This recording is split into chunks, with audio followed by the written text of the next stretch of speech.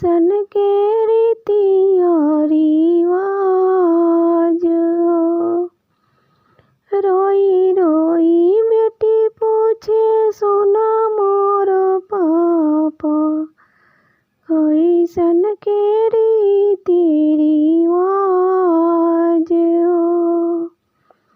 मैया के कोखिया में दोई ग्रे लालनवा, एगो बहिनी एगो भाई हो। माई के कोखिया में दोई रे लालनवा, एगो बहिनी एगो भाई। भैया के भैले पापा बजेला बधैया, बेटी के भैले मन उदास जी। भैया के भैले पापा बजेला बधैया, बेटी के भैले मन उदास जी।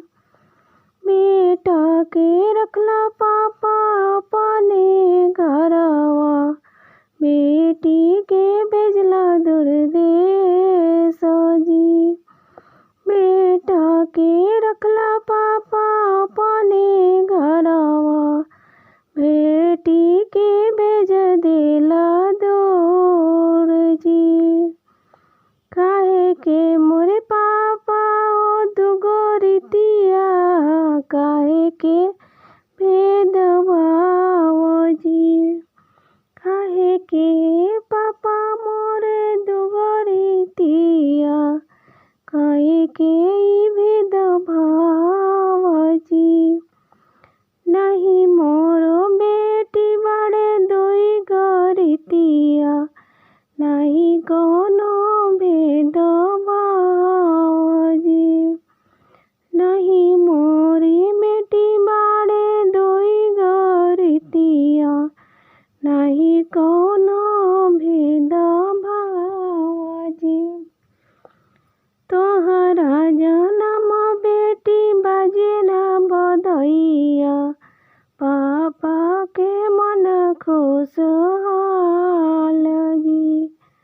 तोहरा जनम बेटी बजेला बधैया, पापा के मन खुशहाल जी। बेटी बियाह के जली दोषे घरवा, एही कुल रीति रिवाज जी। बेटी बियाह के जली दोषे घरवा, एही बाटे कुल रीति रिवाज जी। बेटी के जनमेला उचरे पगरिया, बेटी रख से दोनों कुल के लाज जी। बेटी के जन्म से उचरे पगरिया, बेटी रख से दोनों कुल के मान जी।